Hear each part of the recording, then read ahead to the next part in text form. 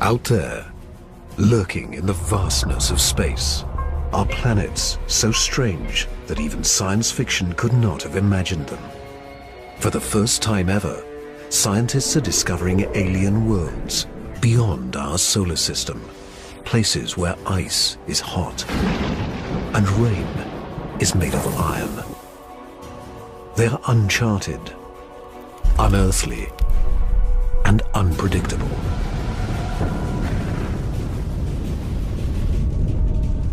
And somewhere, hidden among these strange new worlds, scientists seek the greatest discoveries of all.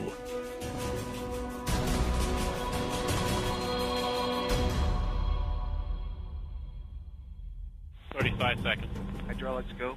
Storage tank press closed. Closed. Storage March the tank 6th, open. 2009. 2 seconds. Later, GN2 pressure go. Go. This Delta II rocket is going through its final pre-flight check. 71.3. Prop 1. Engine start, 1, 0, and liftoff. It is the start of an extraordinarily ambitious mission.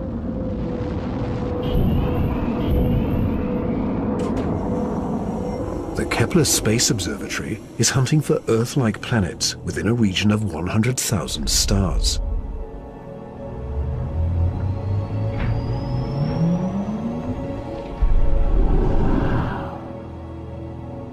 It is the culmination of a journey that began more than a decade ago, with one of the most profound scientific discoveries ever made.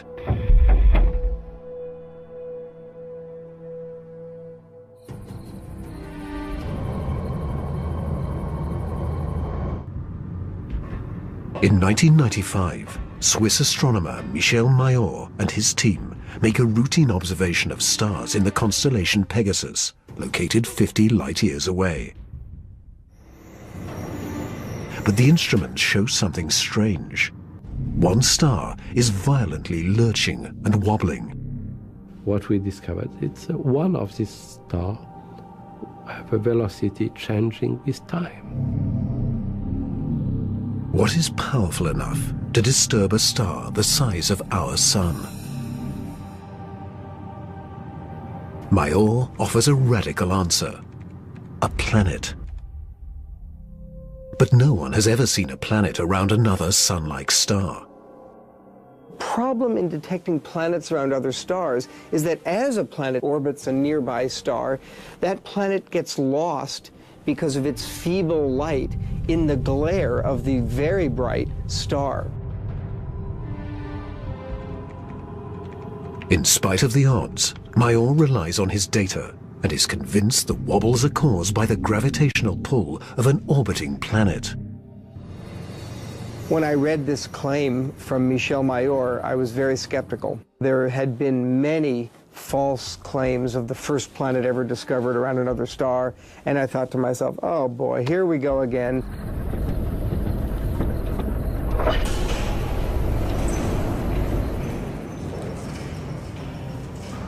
So I decided to observe the star on 4 consecutive nights. And stunningly, the star was shown to wobble exactly as Michel Mayor had said. Michel Mayor and his teammate Didier Queloz announced their discovery. It rocks the scientific community.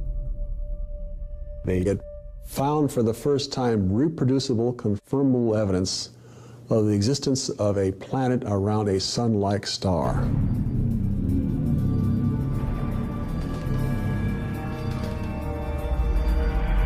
Officially called 51 Pegasi b, the planet is nicknamed Bellerophon in honor of the Greek hero who tamed the winged horse Pegasus. It is a planet that breaks all the rules. Bellerophon roasts in the blazing starlight at temperatures of roughly 1,800 degrees Fahrenheit, almost 1,000 degrees Celsius. It is nearly 150 times more massive than Earth and is a gas giant like Jupiter. A gas giant is a planet made mostly of hydrogen and helium. Only the outer layers are gas, but inside, hydrogen and helium is compressed to huge, huge, huge pressures. It doesn't resemble a gas at all. Unlike anything found in our solar system, this is an entirely new class of planet, what scientists call a hot Jupiter. If you go to Hawaii and see the lava flow there, that's how hot a hot Jupiter is. It's very, very hot.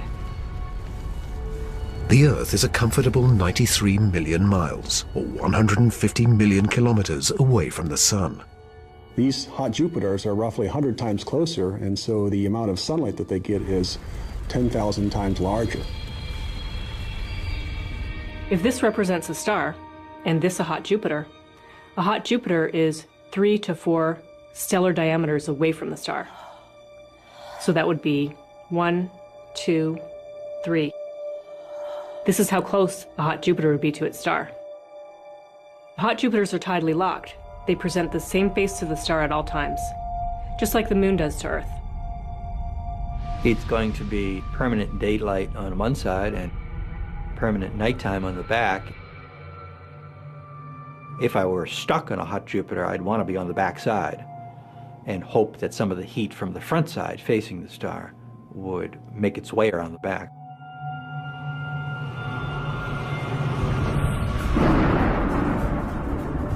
The variations in temperature make Bellerophon's atmosphere extremely windy. As the air is cooked by the star, it rises. Cooler air rushes downward to replace it, just as it does on Earth. The wind howls at thousands of kilometers per hour, far beyond anything we could ever withstand. The heat blast guarantees water vapor cannot exist, but that doesn't mean there is no rain. It's far too hot for water liquid clouds to form here, but instead these clouds would be made out of iron. Iron vapor can exist at much higher temperatures than water. And because of that, things could get a little messy.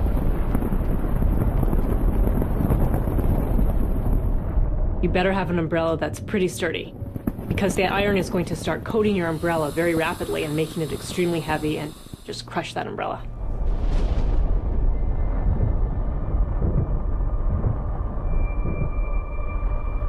The sky overhead is filled with dancing curtains of color. Charged particles from the nearby star make auroras far more extreme than the northern lights on Earth. There is something else unique about this newly discovered world. Bellerophon orbits its sun in a blistering 4.2 days.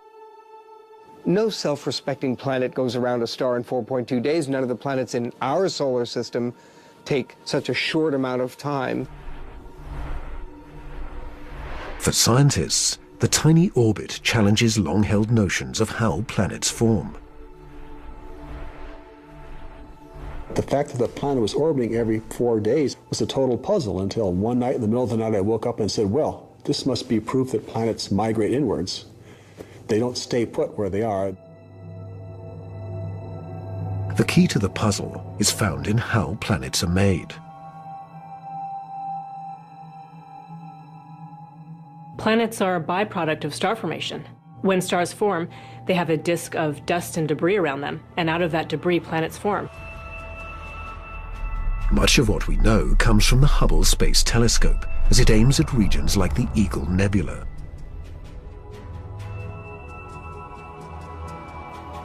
This interstellar cloud is studded with collapsing disks of dust and gas.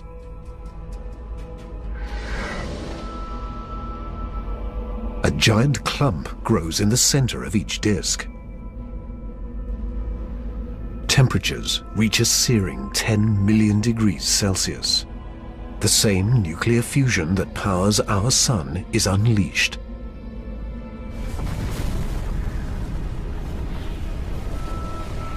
The star is born. Radiation from the star generates a stellar wind that sweeps away leftover dust and debris. Some of the dust survives and remains in orbit around the newborn star. Over millions of years, the dust sticks together, forming knots that grow into asteroids, and the asteroids grow into planets.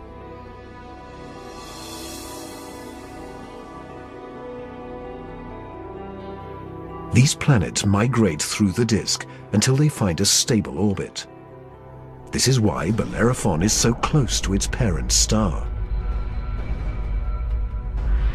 But one newly discovered world has found its stable orbit in a place no planet should ever go.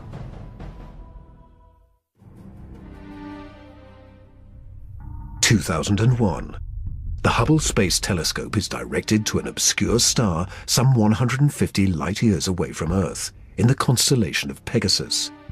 This is the same region where Bellerophon was found 6 years earlier.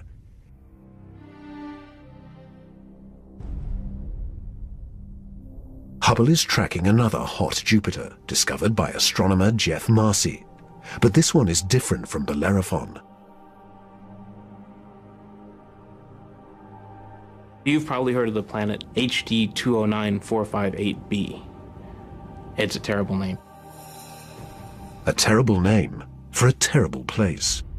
HD 209458b has been dubbed by some as Osiris, after the Egyptian god of the dead. Osiris is over 200 times more massive than Earth. It has migrated perilously close to its sun. At a mere 4 million miles, or almost 6.5 million kilometers from the blazing solar surface, Osiris broils in a planetary hell. The average daily temperature on Osiris is over 1,000 degrees Celsius. Forget global warming. This is global frying, and it causes Osiris to lose an estimated 500,000 metric tons of air every second. There's a leak of gas, a steady stream of hydrogen and helium, and that's making a big, huge cloud all around the planet. Its atmosphere is bleeding into space. Scientists speculate that a colossal trail of gas spirals behind the planet for thousands of kilometers.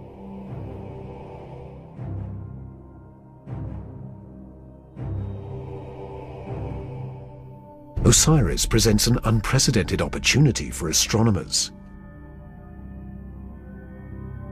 Using Hubble, they analyze the alien planet's bloated atmosphere. This is the absolutely first time where we could tell what is the composition of the atmosphere of an extrasolar planet.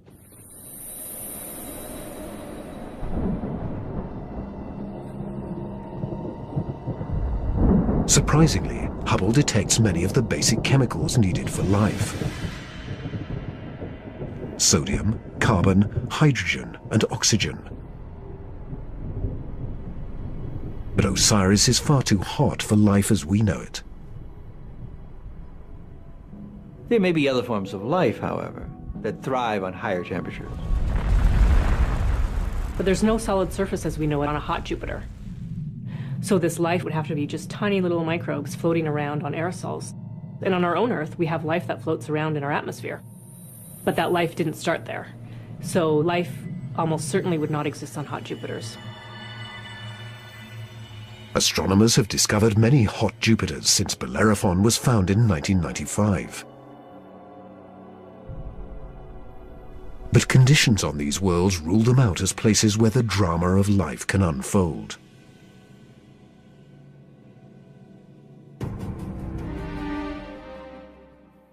However, one of these gas giants is a planet that teases the rules of evolution.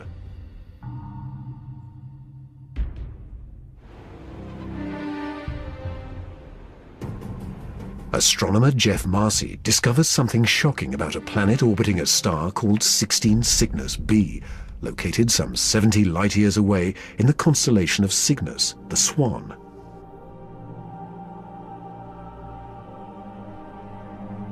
The planet was clearly in an elongated orbit, bringing the planet close to and then far from the host star.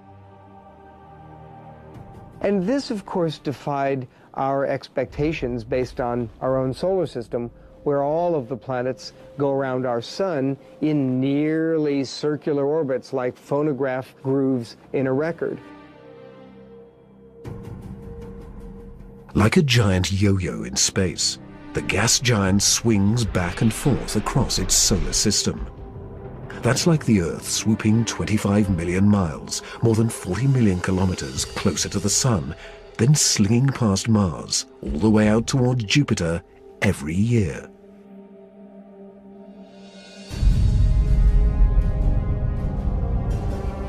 And like all of the gas giants in our solar system, this yo-yo planet probably has an entourage of moons. Marcy speculates that one of these moons could be similar to Earth. And here's where the interesting story begins. Imagine a rocky moon with lakes, oceans, maybe streams and waterfalls on the surface. The moon orbiting its planet, the two of them orbiting the host star. Unlike the airless moon that circles the Earth, this moon is a world with extreme seasons. On Earth, the seasons are caused by the tilt of our planet. Here, they're caused by the elongated orbit.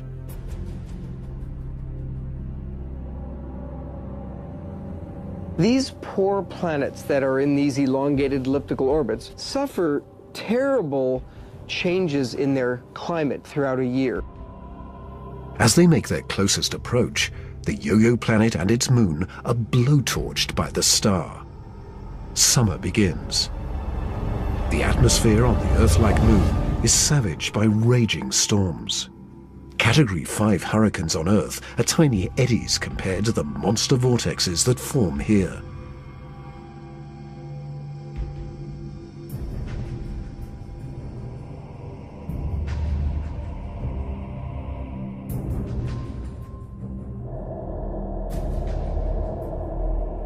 The clouds thicken as the water evaporates. Temperatures rise dramatically.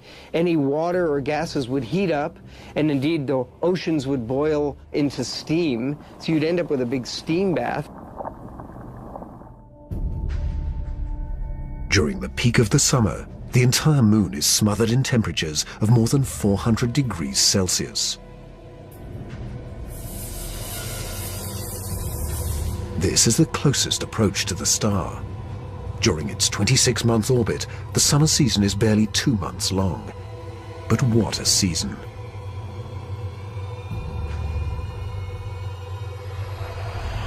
The planet and its moon swing away from the furnace of the star. Temperatures fall to ranges we would find temperate and comfortable.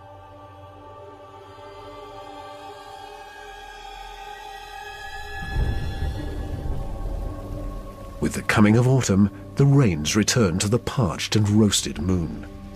Dry ocean basins are replenished, and the seas arise to form new shorelines.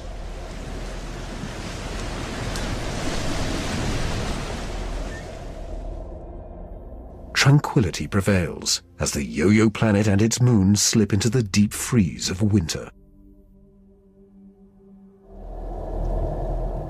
Now over 200 million miles, more than 320 million kilometers from the star, the daytime sky is dark. Temperatures hover around minus 160 degrees Celsius. The oceans freeze, and the polar ice caps expand across the moon's surface into a globe-girdling sheet of ice many kilometers thick. Winters are long, lasting 17 months.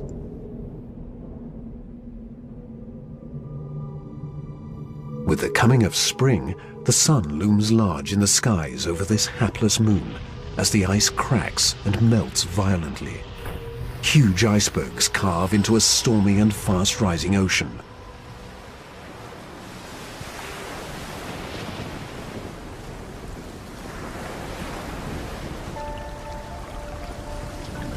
For 2 preciously short periods, during the spring thaw and the autumn rains, the climate on this Earth-like moon is balmy and comfortable.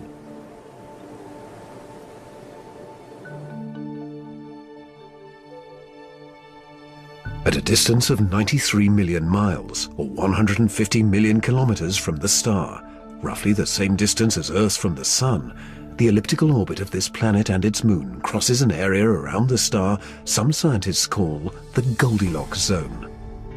The conditions here are just right for life. If you're too close to the star, then it's too hot. If you're too far away, then it's going to be too cold and everything's going to be icy. But then if you're right in the middle, it's just right. Every star has a Goldilocks zone. Where that zone is depends on the size and temperature of the star. In our solar system, Venus marks the inner boundary and Mars the outer boundary. Earth and its abundance of life is right in the middle. The Yo-Yo planet passes through the Goldilocks zone twice a year, for 3.5 months during the spring as it races inbound, and again in the autumn for 3.5 months as it hurtles back into the colder reaches of space. Could life survive the conditions outside the Goldilocks zone?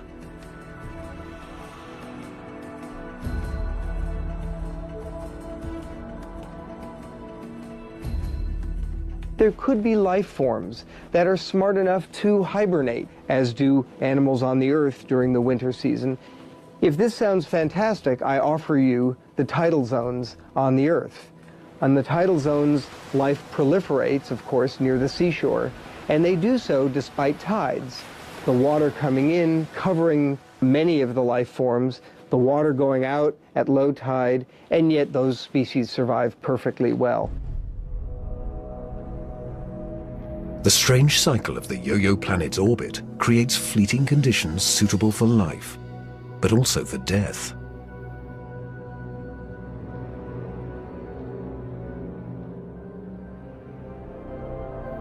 Some alien planets are even more bizarre. Imagine a world that has no star to orbit.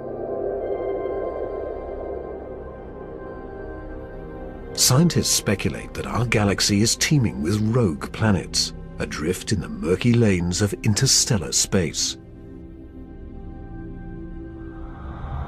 These are orphaned worlds, planets that are booted from their solar systems by the chaos of planetary migration.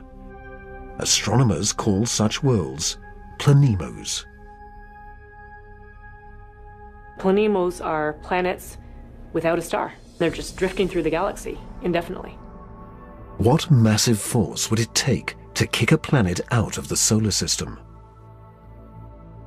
When a young star forms with a contingent of planets around it, many of those planets gravitationally interact with each other. They yank on each other, slingshot each other, so that one of them is ejected from the planetary system, voted off the island, if you will. If you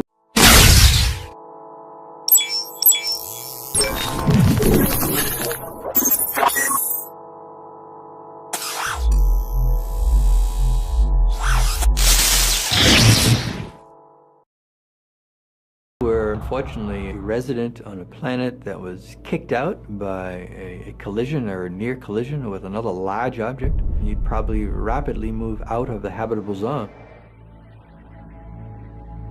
There are hundreds of billions of these lost, wayward, poor, wandering planets out in our Milky Way galaxy with no parent star to warm them up. Cold, dark, and quiet. Because planemos have no sun, they are worlds without days or years.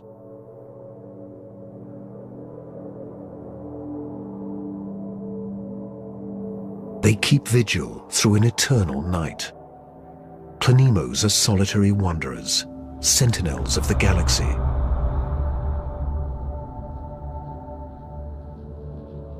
But just because it's out there drifting in space doesn't mean a planemo is dead. If the planemo is a rocky world, it could well have life on it.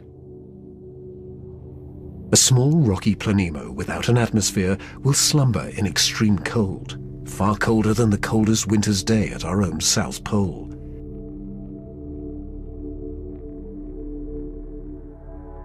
But a planemo large enough to retain an atmosphere traps the heat generated when the planet was first formed. It is the ultimate greenhouse effect. The heat and energy comes from the molten core deep inside the lonely planet.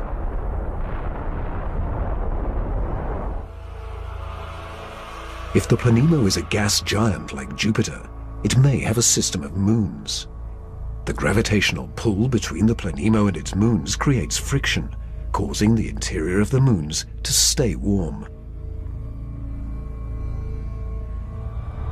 These moons could also have life on them, in the same way that Jupiter's moon Io has volcanoes and has a lot of heat energy being generated by interactions with Jupiter and the other moons. If anything lives here, it will be single-cell organisms, like common bacteria found on Earth, not complex life forms. Without a sun to provide photosynthesis, these tiny organisms derive their energy from the chemistry in the soil of the Planemo or its moon.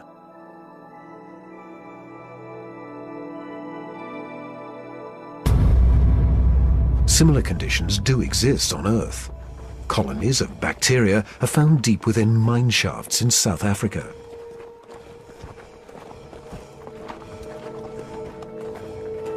They have no access to oxygen or light and survive entirely on the chemicals they make from the surrounding dirt.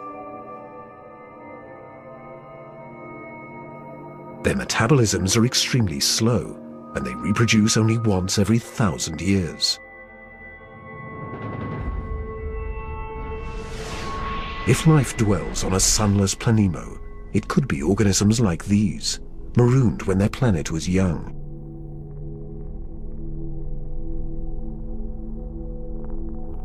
While Planemos slumber undisturbed, one world has been racked by chaotic changes since the dawn of time.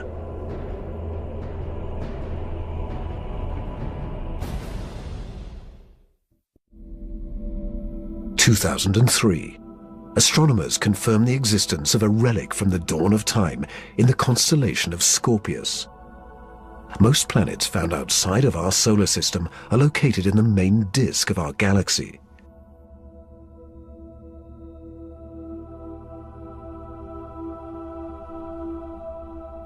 But this world is perched high above the plane of the Milky Way, in a cluster of nearly 10,000 primordial stars.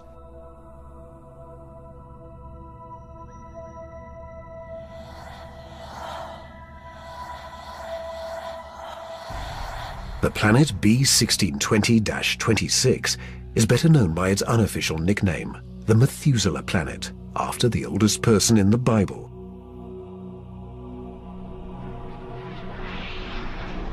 The reason this has been known as the Methuselah planet is because that cluster is about 12 billion years old or so. Earth is a planetary teenager compared to old Methuselah.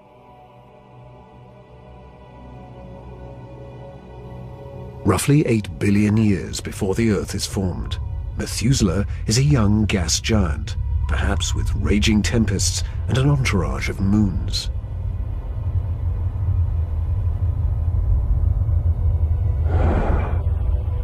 Eons pass, and the winds and the storms abate, leaving behind a peaceful world.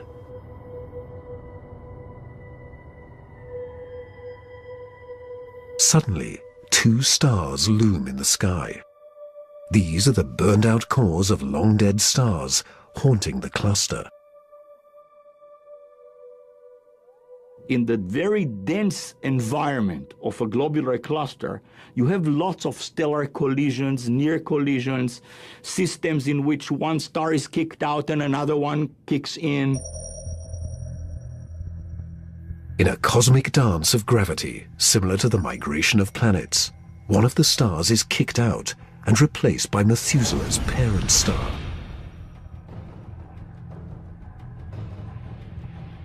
Methuselah is now a planet with two suns. Every day has two dawns and two sunsets. Every cloud and every object casts two shadows. Over time, the original parent star begins to expand, a sign that the star is dying. It swells until it becomes a giant red star and spills onto the neutron star. The neutron star devours the red giant.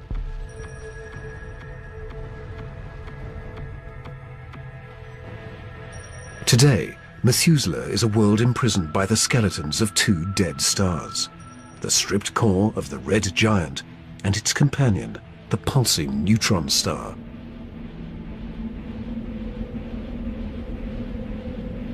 Methuselah is a survivor. But nothing compares to the weird anomaly of a pulsar some 980 light-years from Earth in the constellation of Virgo.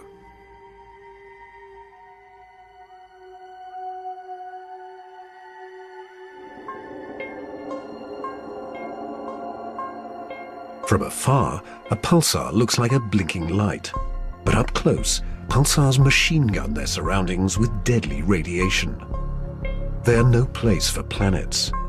Yet something interferes with the precision of this pulsar. One explanation is that the anomaly is caused by a planet. But many astronomers are skeptical that planets orbiting a pulsar can exist.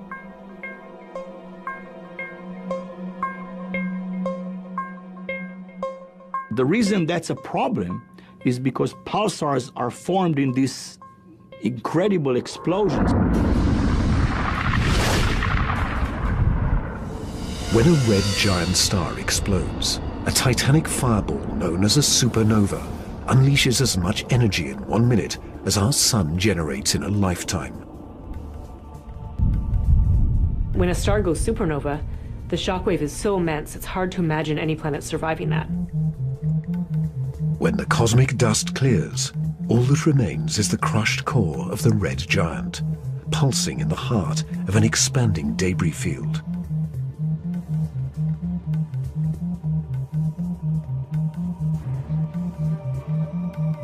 Matter blasted from the colossal explosion falls back to the pulsar and forms a disk. Within this chaos, a new world arises, born from fire and destruction, a planetary zombie raised from the carcass of the former red giant star. It's amazing that planets could form in that environment. A planet orbiting a pulsar will give you the feeling of being in a disco bar with a very strong strobe light, which is the pulsar.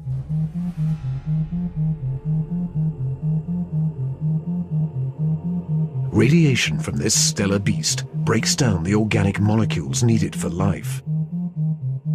The pulsar has these very strong magnetic fields that are being spun around as the star is rotating quickly, and it's picking up any material, electrons, protons, and speeding them up and slinging them out at high speed. So it's like a solar wind with a vengeance. I can't imagine that there would be much of an opportunity for even simple life, microbial life, to emerge and to flourish on a planet around a pulsar. Largely because if you were in the pulse, you'd be severely energized, and if you were not in the pulse, you would be completely devoid of energy. The discovery of pulsar planets shows how new worlds can form in the wake of a star's destruction. No matter where a planet arises, the process of its birth is fraught with danger.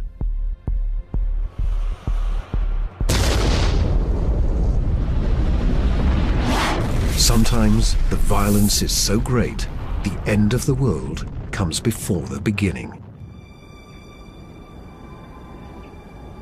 2007. Astronomers using the giant Gemini North Telescope make a strange discovery in the Pleiades cluster, some 400 light-years from Earth.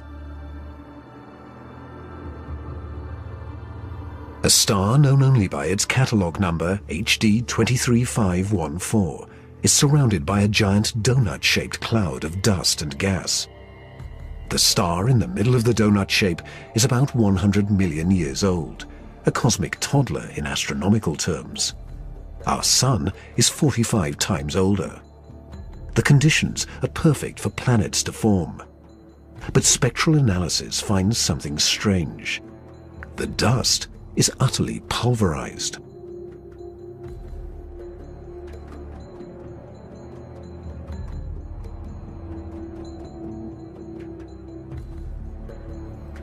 Typically, a newborn star is surrounded by fledgling planets. Planets form around the young star in a protoplanetary disk of gas and dust. And then these planets go on their merry way orbiting the star, not realizing that they're in an orbit that's too close to another planet. Billions of years ago, two primordial planets orbiting HD 23514 are spinning towards doom. As the two worlds close in, tidal forces torque each planet from spherical to egg-shaped.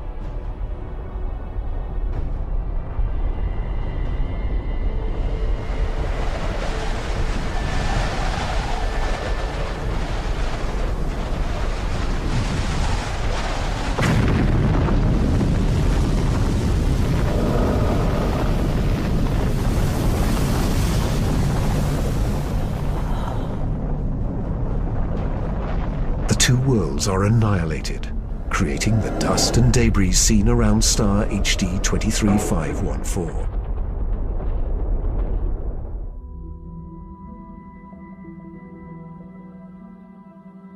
There is a new planet out there, a planet we were not aware of existing before.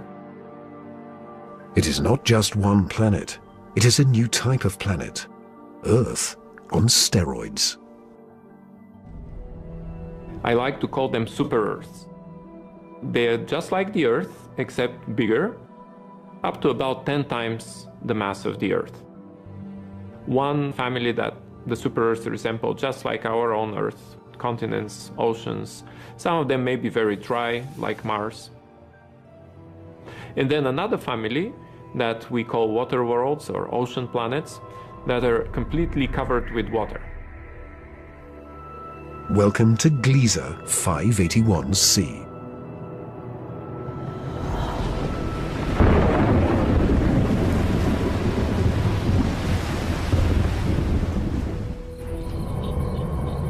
This planet was found by Michel Mayor, and it orbits with two other planets around a very small star.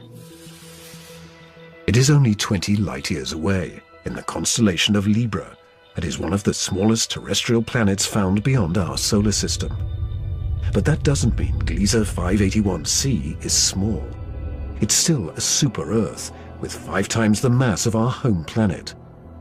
And it is the possibility of finding liquid water that gets scientists excited.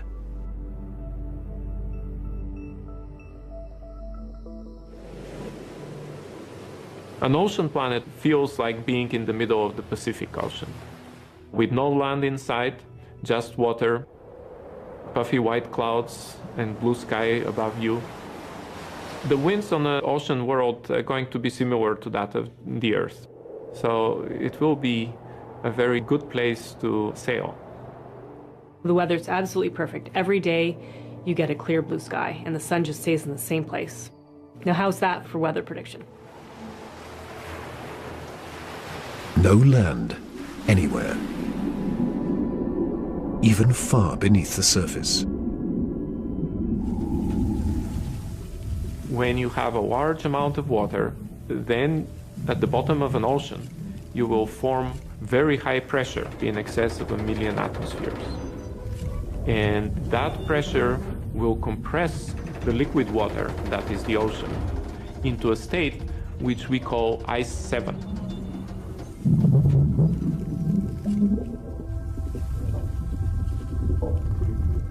No, it's not like ice in your refrigerator.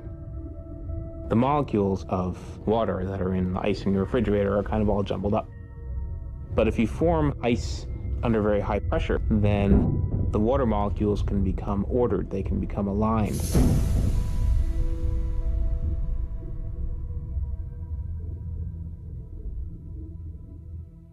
I can show you a crystal that is a very good analog to ice 7.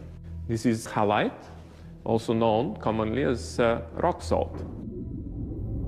Ice 7 may exist within our own solar system. Europa, one of Jupiter's moons, may have a mantle of liquid water surrounded by a thick, icy crust. The pressure from the crust is so great that Ice 7 might exist deep within these uncharted seas. If we scale up and thaw out Europa, it may be a water world similar to Gliese 581c.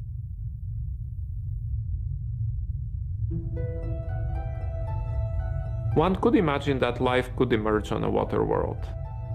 After all, water is essential to life on Earth. Everywhere on Earth where there is water, there is life. You cannot find a sterile drop of water on Earth unless you put it in the microwave yourself. On this water world, there could be bacteria or any kind of life in the ocean itself.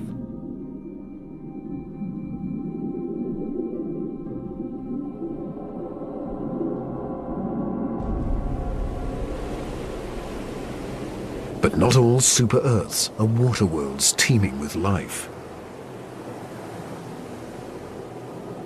When we talk about super-Earths, we talked about two major families of mostly rocky with some water and mostly water with an endless ocean. But one has to add to those a third family of probably very rare super-Earths and Earth-like planets, which are called carbon planets. A carbon planet is unlike anything we've ever seen anywhere. A place with an alien chemistry, but loaded with very earthly treasures.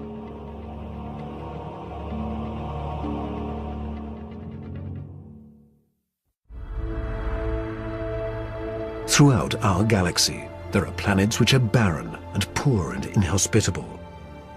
But science is on the trail of a new type of planet, an entire world of treasure. In our own solar system, in our sun and in all the stars nearby, there's always more oxygen than carbon. But if we think of a place in the universe where there's more carbon than oxygen, then planet formation is very different. Spectral analysis shows carbon to be far more plentiful 26,000 light-years away, near the center of our galaxy. Planets that form here may contain a rich abundance of carbon.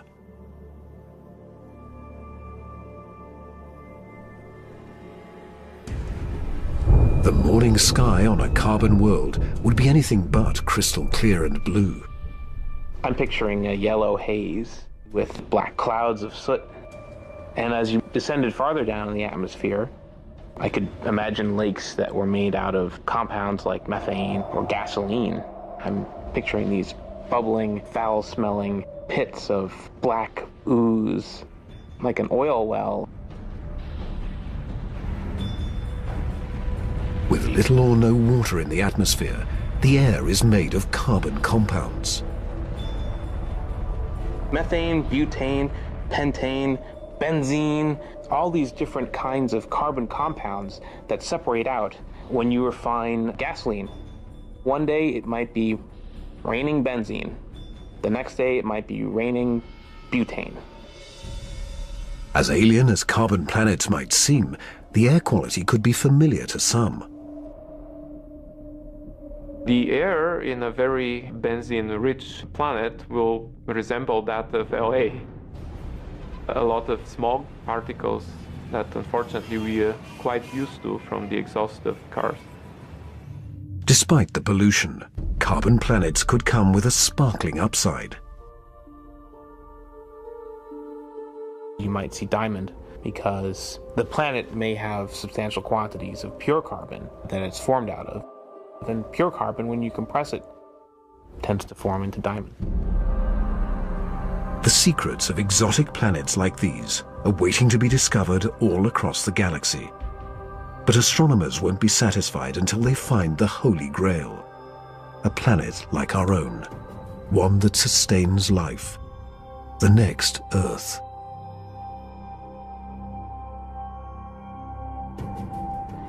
People always ask me, do I think we're going to find another planet like Earth? And I answer, absolutely.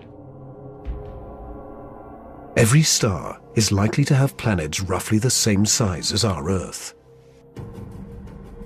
We think that essentially every star has several Earth mass or super Earth mass planets. So if you have, say, 200 billion stars in the galaxy, that may mean there are 400 billion Earths in the galaxy or more. 400 billion Earths. The Kepler Space Observatory is the first instrument capable of finding one of these planets. Kepler is looking at the constellation Cygnus in the night sky at 100,000 stars, taking picture after picture after picture, minute after minute. And the goal of Kepler is simple: to look for stars among the 100,000 that dim. When a star dims slightly, it means a planet is passing in front, blocking some of the light. How long the star dims and how much light gets blocked will tell scientists about the size of the planet and the distance from its sun. A good analogy for this is looking for the dip in the light that you would see from a searchlight if a small moth flew across the searchlight. And so it's a really tiny dip in the light as the planet transits. It is a very powerful technique because it allows you to discover planets that are even smaller than the size of the Earth around stars similar to the Sun. It is a technique that is changing the course of science. We think we may be able to find a planet that is habitable in the next few years. Scientists estimate that the Kepler mission will find a minimum of 50 alien Earths. One of the big questions that anybody looking for life beyond the Earth is facing today is, what if we don't recognize life even though we discover it? Conditions on an alien Earth may cause life to evolve differently. My hope is that we'll see some sign that will make our hairs stand up on the back of our necks. Whatever that sign is, it will be the first chapter of the greatest scientific story ever told.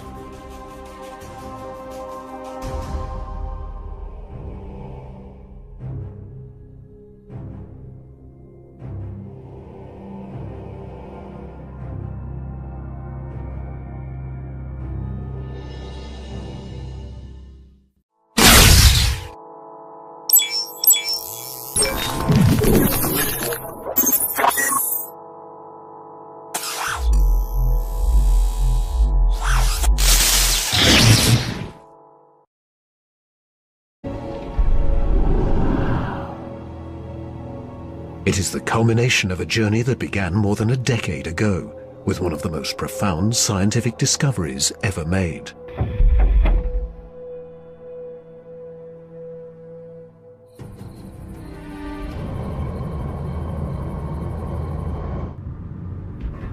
In 1995, Swiss astronomer Michel Mayor and his team make a routine observation of stars in the constellation Pegasus, located 50 light-years away. But the instruments show something strange. One star is violently lurching and wobbling. What we discovered, it's one of these stars have a velocity changing with time. What is powerful enough to disturb a star the size of our sun? Mayor offers a radical answer: a planet. But no one has ever seen a planet around another sun-like star. Problem in detecting planets around other stars is that as a planet orbits a nearby star, that planet gets lost because of its feeble light in the glare of the very bright star. In spite of the odds, Mayor relies on his data and is convinced that permanent nighttime on the back. If I were stuck on a hot Jupiter, I'd want to be on the back side and hope that some of the heat from the front side facing the star would make its way around the back.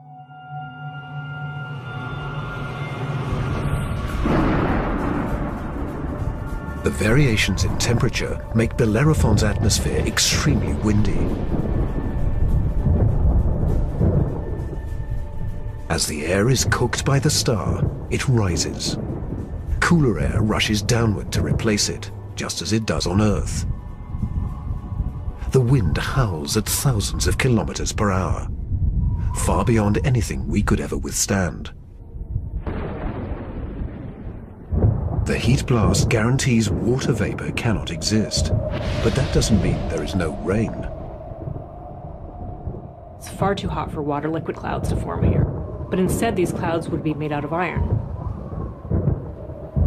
Iron vapor can exist at much higher temperatures than water. And because of that, things could get a little messy.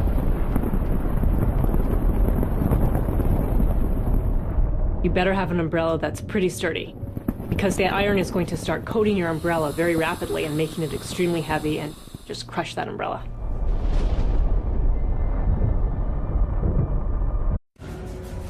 Out there, lurking in the vastness of space, are planets so strange that even science fiction could not have imagined them.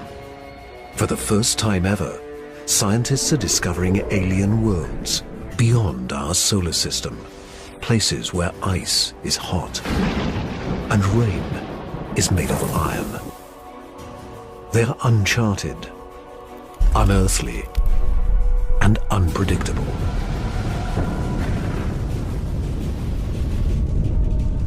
And somewhere, hidden among these strange new worlds, scientists seek the greatest discoveries of all.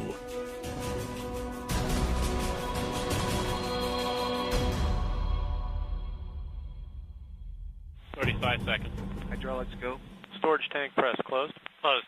Storage March tank the 6th, open. 2009. 22 seconds. Later, GN2 pressure go. Go.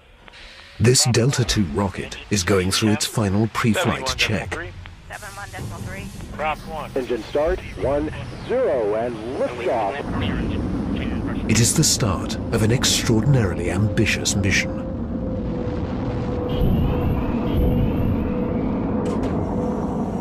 The Kepler Space Observatory is hunting for Earth-like planets within a region of 100,000 stars.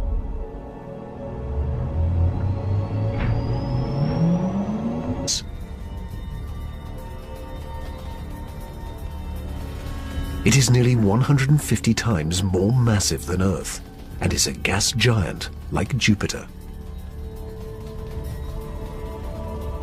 A gas giant is a planet made mostly of hydrogen and helium.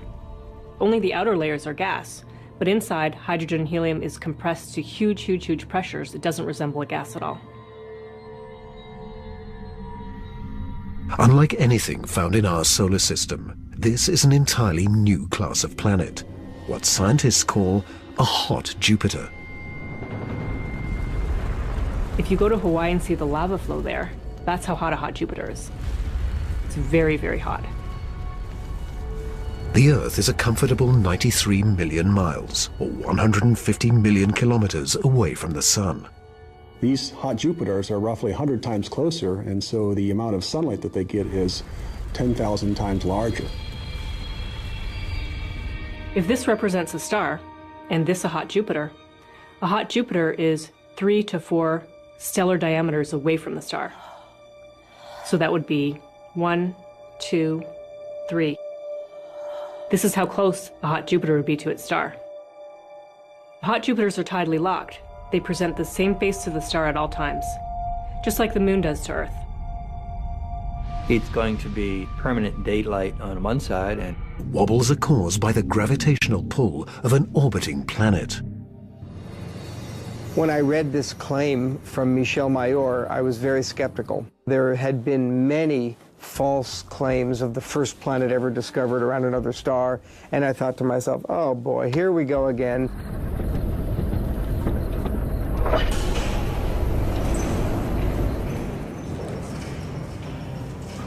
So I decided to observe the star on 4 consecutive nights. And stunningly, the star was shown to wobble exactly as Michel Mayor had said. Michel Mayor and his teammate Didier Queloz announced their discovery. It rocks the scientific community. They had found for the first time reproducible, confirmable evidence of the existence of a planet around a sun-like star.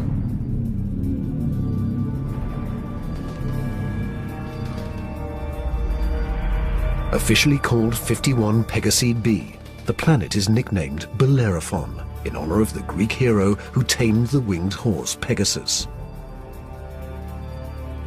It is a planet that breaks all the rules. Bellerophon roasts in the blazing starlight at temperatures of roughly 1,800 degrees Fahrenheit, almost 1,000 degrees Celsius.